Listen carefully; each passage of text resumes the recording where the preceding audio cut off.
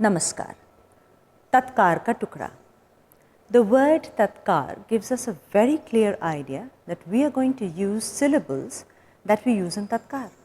Ta, thei, thei, tat.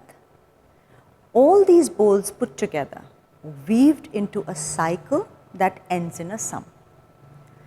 Now, why only ta, thei, tat? The reason behind this is ta is a masculine sound. It is believed, the philosophy or the mythology says, the sound ta is a male sound.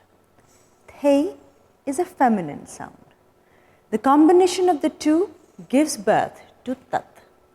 So when we have these three syllables weaved in together into a rhythm pattern, whether it is on a 16-beat time cycle, 14-beat time cycle, 10, 12, whatever talam we are doing, if we are using only three bowls, which is ta, thei and tat, these tukras will be called tatkar ke tukre.